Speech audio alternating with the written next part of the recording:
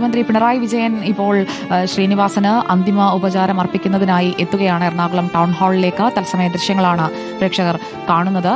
മുഖ്യമന്ത്രി വലിയ നഷ്ടമാണ് ശ്രീനിവാസന്റെ വിയോഗം എന്ന് നേരത്തെ അനുസ്മരിച്ചിരുന്നു. മലയാളികൾ എവിടെയുണ്ടോ അവർക്കെല്ലാവർക്കും പ്രിയങ്കരനും പരിചിതനുമായ ഒരാളാണ് വിടവാങ്ങുന്നത്. തന്റേതായ ശൈലിയിലൂടെ അനുവാചകരെ എല്ലാവരെയും ഒരേ തരത്തിൽ സ്വാധീനിക്കാൻ കഴിഞ്ഞ ഒരു പ്രതിഭയാണ് മലയാളത്തിന് നഷ്ടമാകുന്നത്. നേരത്തെ പ്രതിപക്ഷ നേതാവും കാലത്തിന് മുന്നേ നടന്ന അതുല്യനായ ചരിത്രകാരനെന്നാണ് ശ്രീനിവാസനെ അനുസ്മരിച്ചത്. പതിറ്റാണ്ടുകളുടെ ബന്ധമുള്ള ആളുകളുണ്ട്.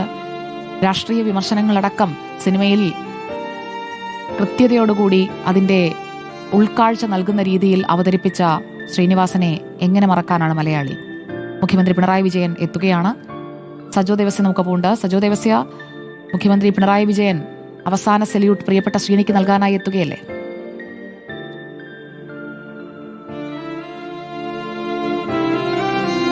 ഉറപ്പായും മുഖ്യമന്ത്രി പിണറായി വിജയൻ ടൗൺ ഹാളിലേക്ക് എത്തുന്നു. പ്രിയപ്പെട്ട മലയാളത്തിന്റെ പ്രിയപ്പെട്ട നടന വൈഭവം, ഒപ്പം കഥാകൃത്തായി, എഴുത്തുകാരനായി, തിരക്കഥാകൃത്തായി ഒക്കെ മലയാള സിനിമയുള്ളിടത്തോളം, മലയാള ഭാഷയുള്ളിടത്തോളം ഓർമ്മിക്കപ്പെടാൻ കഴിയുന്ന അനവധി രചനകൾ, അദ്ദേഹത്തിന്റെ ചലച്ചിത്രങ്ങൾ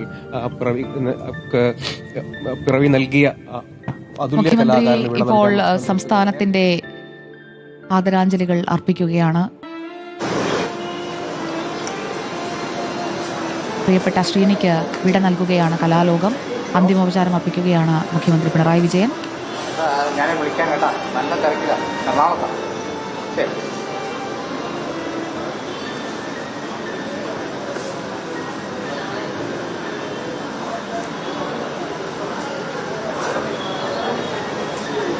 ഔദ്യോഗിക ബഹുമതികളോടെയായിരിക്കും നാളെ രാവിലെ സംസ്കാരം.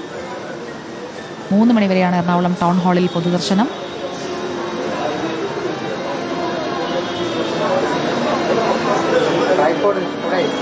അന്തിമോപചാരം അർപ്പിച്ച് നീങ്ങുകയാണ് മുഖ്യമന്ത്രി. മന്ത്രി പി രാജീവ്,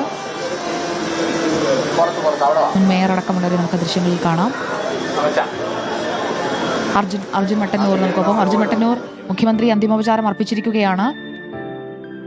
ഇതുപോലൊരാൾ ഇനി മലയാള സിനിമയിൽ ഇതുപോലെയുള്ള ഒരു പ്രതിഭയുമായി ഇനി പിറവിയെടുക്കുമോ എന്ന് സംശയം ബാക്കി വെച്ചാണ് ശ്രീനിവാസന്റെ വിടവാങ്ങൽ എന്ന് വേണ്ടേ കരുതാൻ? തീർച്ചയായും അങ്ങനെ തന്നെ വേണം കരുതാൻ സുജയ.